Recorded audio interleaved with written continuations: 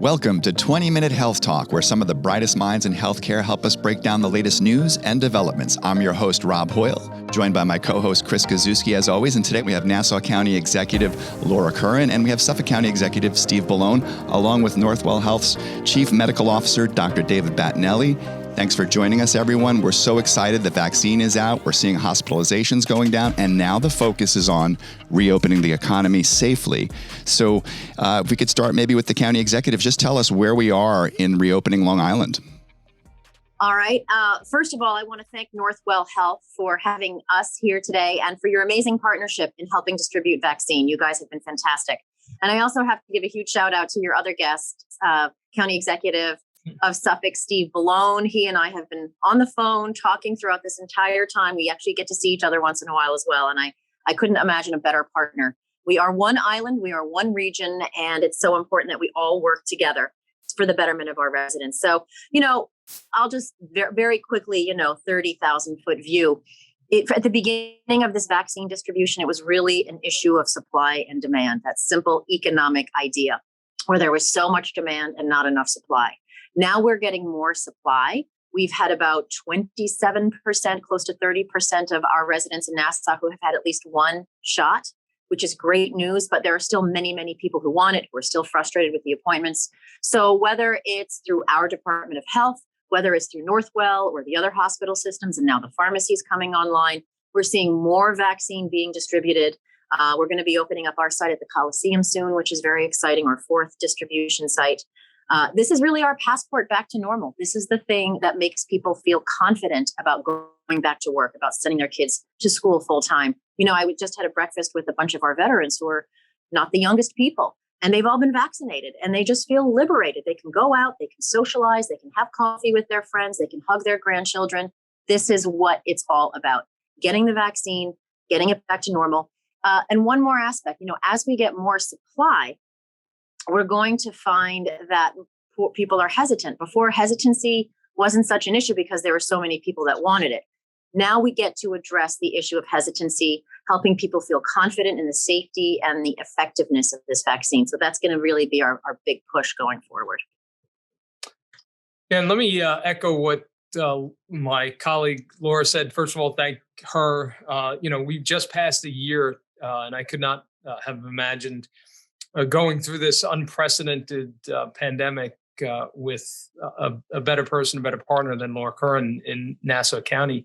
We were the epicenter of this right from the start. I remember being at Northwell at the beginning of this, and we still, from my perspective, we were not prepared for what was about to hit us, looking back on it now. But Northwell Health has been an indispensable partner to us from the beginning, and really grateful that we have this system here because right from the start, you were in the lead. And I thank all of you and everyone at the Northwell team, all the healthcare workers, for what you've done this past year. And as Laura said, with vaccine distribution, you were there with us as we got our mass vaccination sites up and running. So I would literally say you were there partnering with us, holding our hand in some ways, because you're experts. This is what you do, and helping get our teams ready to run these mass vaccination sites. And we really appreciate that. And those sites are all cranking out the vaccines now. The supply is increasing, as Laura said, which is great. And the issue really is now, as we move forward, we're continuing to deal with issues like supply and getting the appointments made, but those are getting better. It is now turning to making sure people are willing to take the vaccine, because we have about 25% vaccinated, but we know we need 75 to 85% of the public to get to that herd immunity where we can say that we have finally defeated this virus. We can say we've moved past it because we know we'll have a lot to recover from even when we move past it. So really our focus is starting to turn to how do we communicate with the public to make sure they want to take the vaccine. And a big part of that is connecting with validators in the community, whether it's faith leaders or educators or different role models in the community who can be messengers about the importance of taking the vaccine. Vaccine hesitancy is obviously a big issue. How big is that going to play into reopening? Are we going to be able to reopen safely if we continue to see hesitancy? Well, I do think that becomes a real challenge. When we know we need to hit a certain number to get to herd immunity. Now, we are moving in a positive direction, as Laura said, on the reopening. We are seeing more businesses opening. We're seeing restrictions getting lifted. And that's all very good news. We know that this has been devastating, not only in terms of people's health and lives, but also in our economy, small businesses. It's also been devastating in a lot of different areas of life. People who have struggled with different issues like addiction and food security and mental health. Those are all issues that have been impacted significantly that we're going to be grappling with in the coming years. But getting the economy reopened is fully reopened, and moving past this is directly linked to vaccines. And we also have the concern, of course, with variants happening and things that could prevent us from moving past the virus. So the priority is getting the vaccines into as many arms as quickly as possible. And that's why that messaging and getting over that hurdle of hesitancy is so important. Yeah, Dr. Battinelli, for the Chief Medical Officer of Northwell Health, how important is it for you and the health system to be working with government leaders to get more people vaccinated? Yeah, it's critical, and we're obviously very, very grateful to the leadership of our public health officials. This is a public health crisis, really, and the real key is getting the economy going, but protecting the health of the public and getting this open safely. So, well, I completely agree that we are in a race to get our vaccines out as quickly as possible to get ahead of some of the variants and other things. I don't want us to lose sight of the fact that we will open, but we will open safely. And that doesn't mean just getting vaccinated. The masking to some degree and all the public health measures that were put into place, those have to continue. Mandates and other things, aside. But I think one of the lessons from this is actually when we look at our data on the flu.